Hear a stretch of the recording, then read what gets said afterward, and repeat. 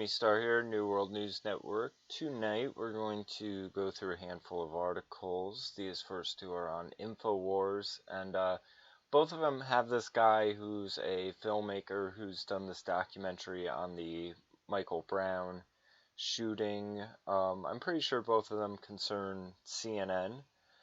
The first one is CNN's Cuomo, and you know, people are anti-InfoWars or whatever. If they really looked, you know, and I have people with this response to Breitbart, and I just tell them, check the article, look at the links. If you see Information Liberation and this other one right here, The Last Refuge, they're not even InfoWars articles. InfoWars aggregates a lot of news. It's similar to Drudge in that way. Anyway, CNN lately, you know, they had Don Lemon and Kamel Bell or something like that doing this segment saying it's not the same thing, and it's so funny because it's them being like, is there a double standard? And then two people say the exact same thing in essence, and then they both go, it's not the same thing. It's not the same thing. So I mean, CNN at this point is really like, it's very fake news, but it's like a full-on mind control operation. Like, the news is just recklessly insane. This is also the same attitude I see with liberal parents with the there's no bad kids, there's only bad actions. Everyone's a good kid, you know, and it's like, if there are no bad kids, only bad actions, how do you differentiate the good kids from the bad kids? Like, the good kids will automatically get treated the same as the bad kids, and that's not fair. But anyway, just because Michael Brown was allegedly seen dealing drugs in a newly released video doesn't mean he was a drug dealer, so said CNN's Chris Cuomo on his show Monday morning. After former NYPD detective Chris Hoke said the new video of Mike Brown, if true, shows him as a drug dealer because he was exchanging marijuana for cigarillos. Cuomo responded, but that doesn't make him a drug dealer, even if that's all true.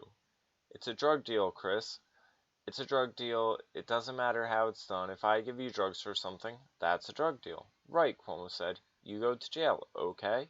Yes, but that doesn't make him a drug dealer. That's all I'm saying, Cuomo. So let's check this out.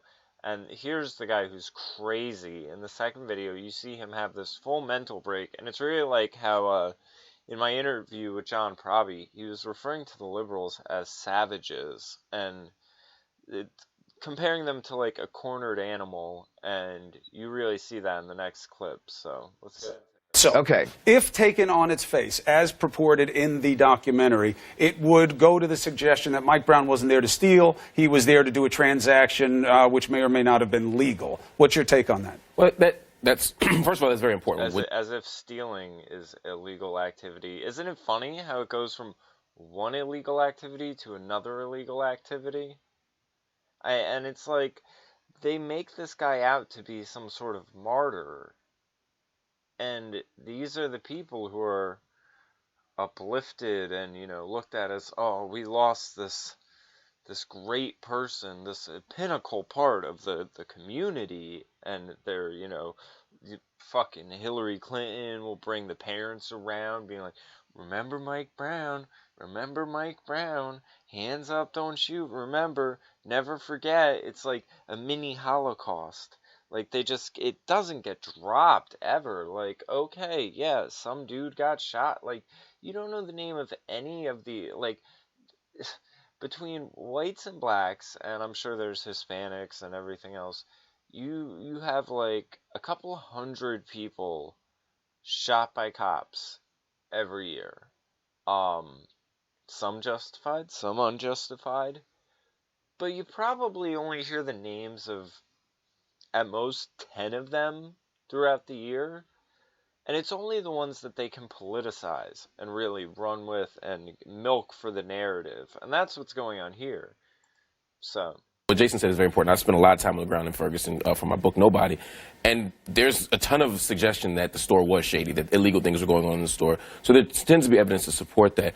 One of the things that it speaks to is Mike Brown's character. I remember a year I'm gonna say too, because I'm gonna cover this interview Trevor Noah does with Van Jones, and there's a thing where Trevor Noah's like a master of evasion, and he goes and he's asked a question about, Trumps and blacks, and there was a black Trump supporter, and he kept twisting questions around, and then he basically got to this weird point of like, well, I'm bothered by, Trump always equating blacks with the inner city, and, as if there are no other blacks out there, which I don't think Trump does at all. He's friends with Don King and 50 Cent and plenty of well-off black people, and he's made this, in other things where he'll be like, oh, well, if Trump only talked to a Muslim, wait, but he does business with the Saudis, and so I'm surprised Trevor Noah didn't have that realization, but it was like why am I bringing this up? It was like a not all, trying to say, but oh, he must think they're all this. Oh, here's my point. They get pissed at Trump for saying there's a problem in the inner cities. And then these people, these race pimps, milk the problems in the inner city for their own personal fortunes. While Trump is just saying, like, here's the reason why Trump isn't addressing black people who are not in the inner city. Because they don't need the government. They just want low taxes. They're already doing good for themselves. That's all there is to it. And this is why the jobs thing is so important. Because if everyone's working, if everyone can provide for themselves, then you don't need government to provide for you. Then you don't need much of a government. But then you also don't want the government taking a lot of your money as well. It's all so much simpler than anyone ever makes it seem. But this is one of those guys, when I was on the ground in Ferguson for my book or for my documentary they're milking it for a personal gain, and then they get pissed when they see someone come along and say, well, we need to actually fix this. Because what is there going to be to talk about when it's fixed? Ago, I said, Darren Wilson didn't know Mike Brown had been accused of stealing from the store. And you said to me, yeah, but in Mike Brown's mind, he thought he was being stopped for that if he in fact stole from the store. Well, this suggests that maybe even in Mike Brown's mind, he didn't have that intent, he didn't have that expectation. So it informs our understanding of what may have happened between Darren Wilson and Mike Brown. But at the end of the day, regardless of what happened in the store, there's another bigger question lingering, which is still, did Darren Wilson have to kill Mike Brown? I've always said no, and this actually speaks to that, I think. Well, I always said no, even though Mike Brown was reaching for his gun. I mean, I don't know the details of it. I know that detail of it. There's another thing where there's some guys talking about weird shooting angles and stuff like that, but they're saying all the reports about it are wrong, and who knows? Let's just continue. Right. We have to unpack several different things here, Harry, because they did an investigation of this, and they wound up clearing the officer. So it's not a lingering question in terms of the police are concerned, but should it be? It is a lingering question. Well, Jason, I get that it's a lingering question for you. I'm not saying it's not a question. I'm saying it has been investigated. It's not just a lingering question for me, Chris. It's a lingering question for a lot of people. Understood. Hey, Jason, I'm just talking about somebody else get in and talk about.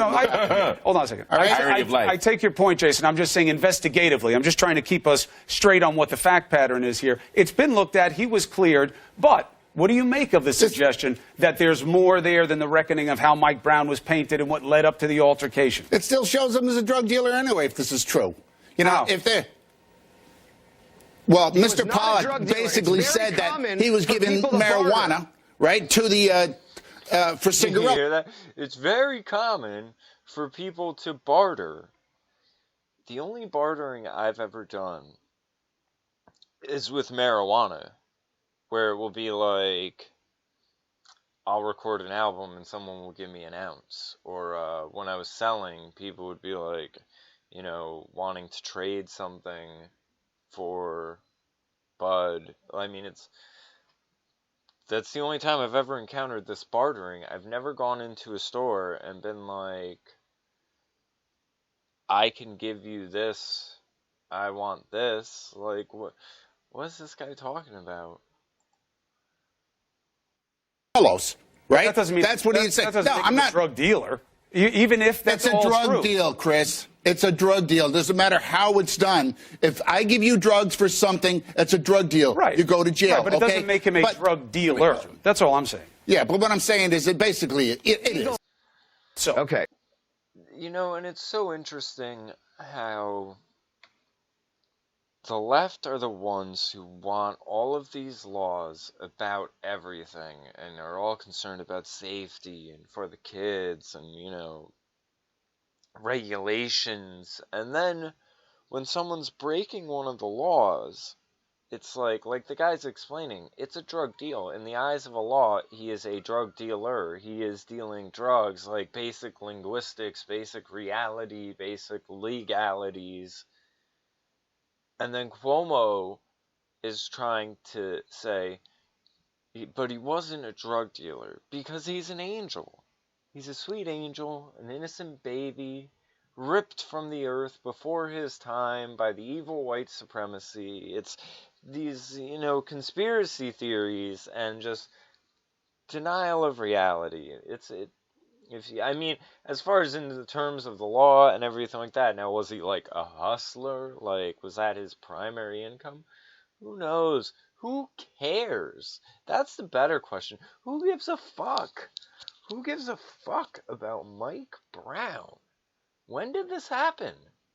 I mean, this happened under Obama. Why are milking it? This guy especially. This guy's milking it. Oh, this was on Fox. Milking it. We can just...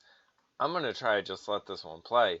Because this one, it goes off the rails too. And the title, Joining me now, the film... Stranger Fruit. What a fucking sellout fucking... Who is that fucking biracial Justin Timberlake looking out on the fucking BET Awards? Oh man, there were quotes from that. I used to just listen to it to cheer myself up because it's hysterical and it's completely off the rails, where it's like, and disregarding our bodies like some sort of strange fruit, like, oh man, I got to bring that up. That was legendary.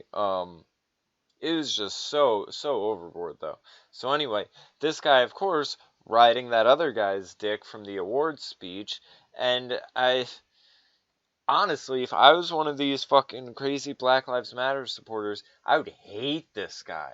And they do. They really do. They hate the white people who support them.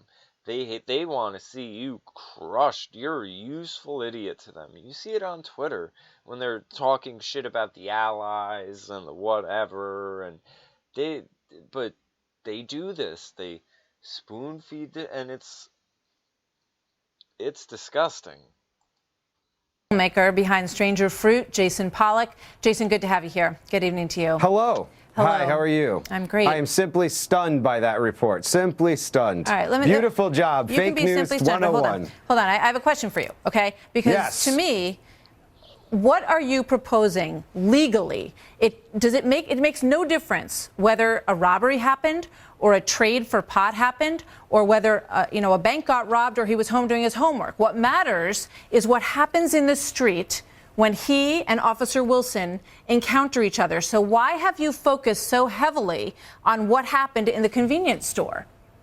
That's a very interesting way to phrase this, because I completely agree with you. And the reason we put out this convenience store tape now is so that people could get over it, because he didn't rob the store. And anyone that sees the exchange that takes place with a conscience, a heart, two minds, and is not a bigot pretty much understands what happened. Unfortunately...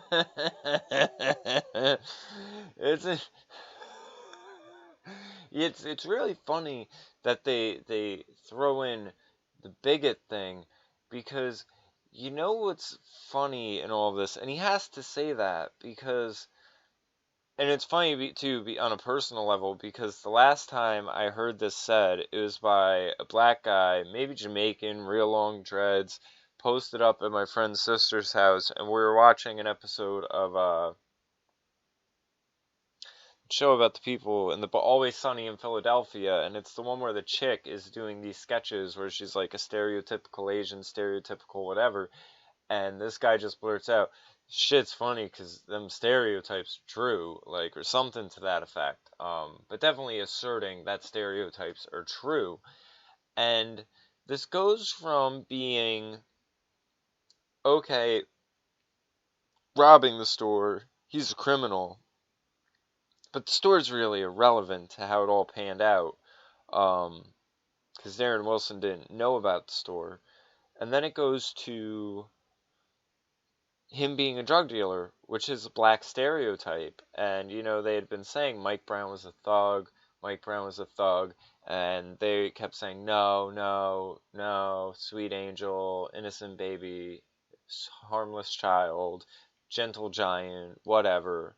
And then it comes out he's the stereotype that they've been trying to deny. So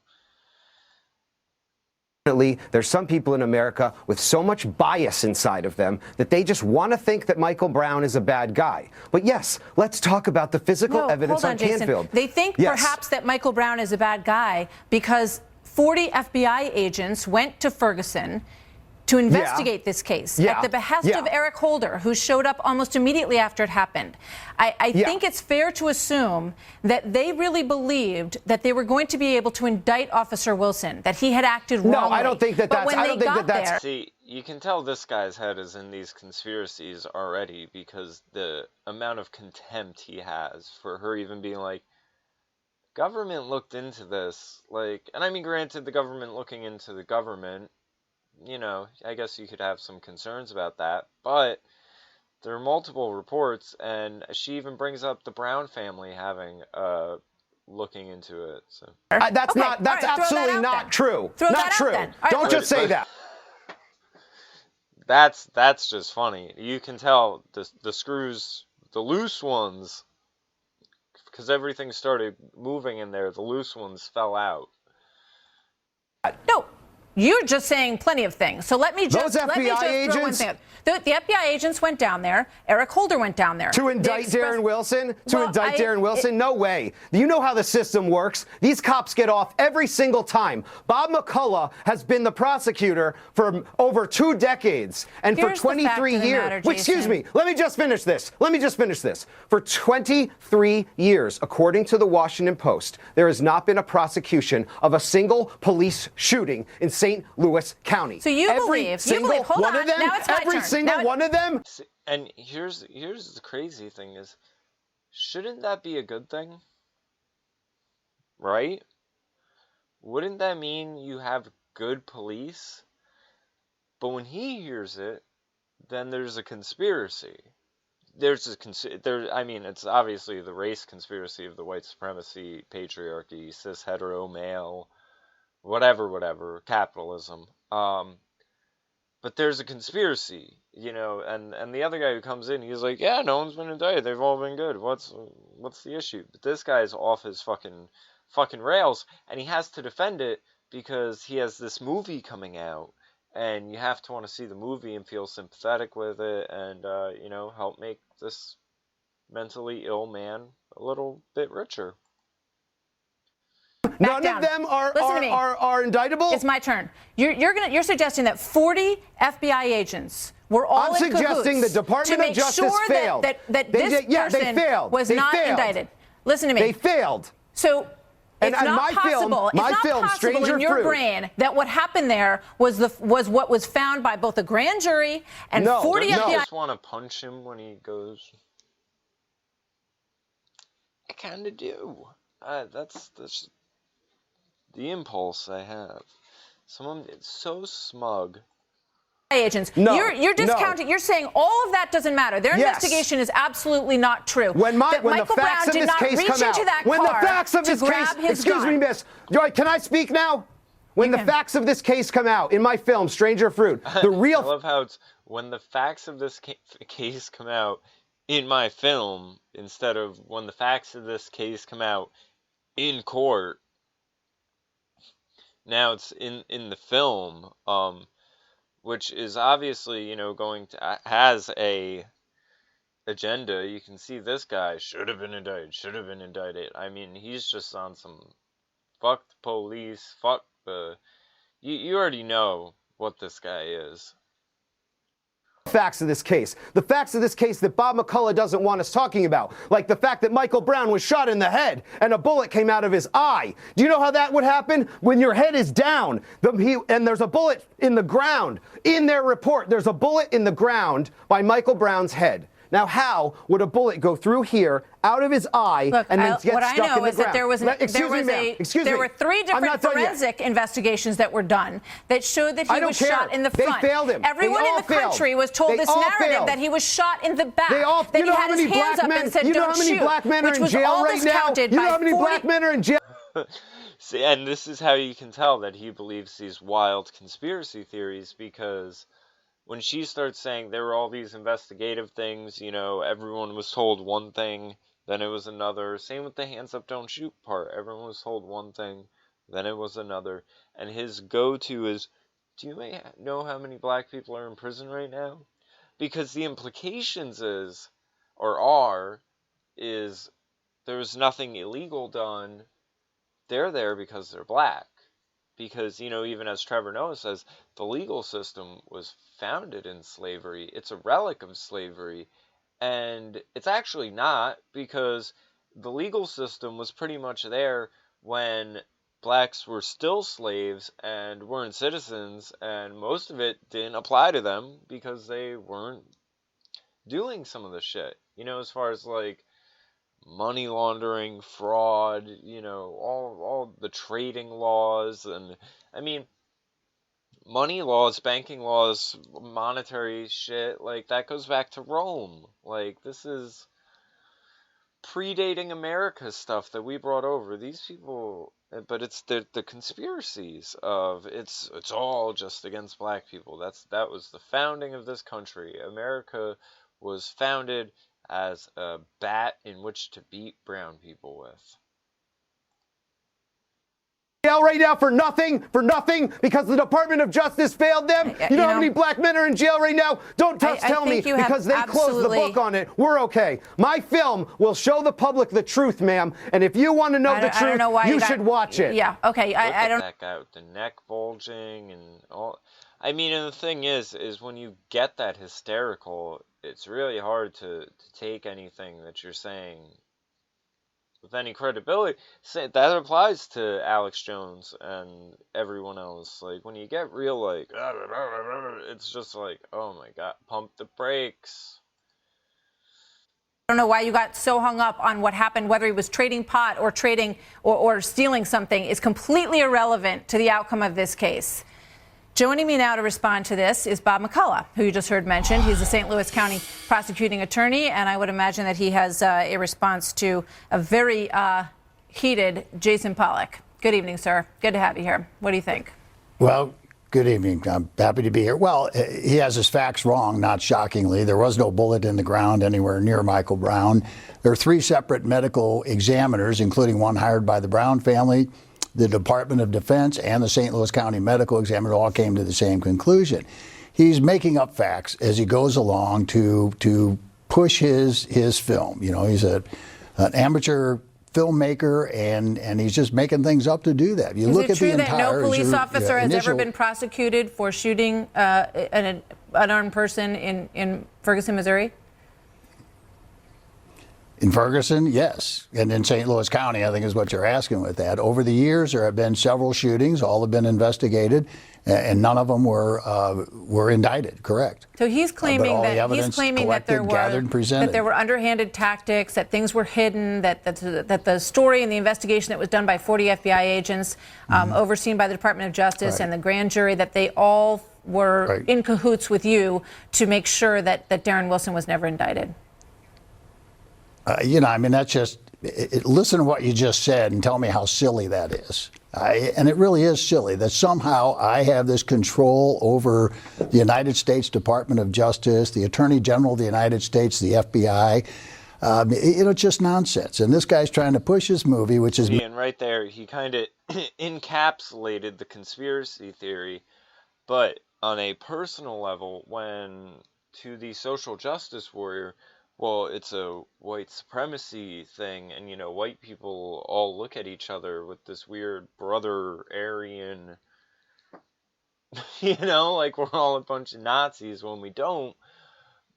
But the social justice warriors, that's how some of them view each other. You know, that's the community, the black community, the Latino community, that it's this collective group where they will look out for their own and, you know, fuck everyone else and, you know, them versus us and the divide and conquer. But like you said, it's this guy is, you know, proposing this idea that this prosecutor has his hands on top of the federal government somehow and is able to make the federal government protect him.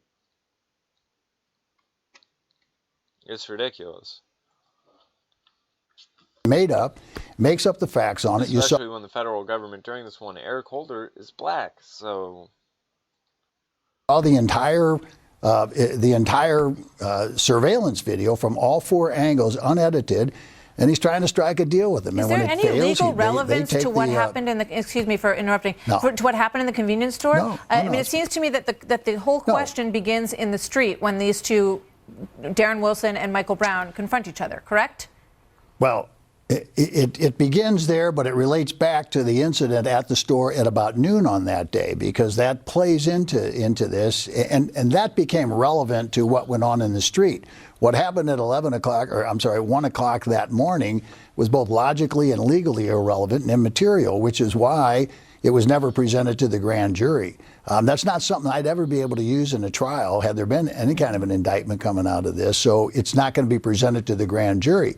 It is documented. This isn't new information. It's documented in the police report. Right. The conversation the police had with the employees of the store, the fact that we issued a search warrant so they could get the surveillance video, that they looked at the surveillance video, examined it, documented that, described what's on that video in the police report, all of which was released November 24, 2014. It's all been sitting there, open to the world, open to anybody who wants to look at it, including this fella. Mm-hmm.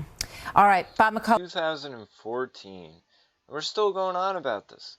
You know how many more people have been shot by cops since then? And we're fucking listening to them go on about, was he stealing or was he trading drugs because some cuck filmmaker? Ugh. I mean, and it's old news being new again, which will lead into my next video that you should all check out on Rachel Maddow making old news new again and ending up with egg on her face. So subscribe to the channel, check the links below. I will have a CRNT edition of the video with John Proby. Have a good one, everyone.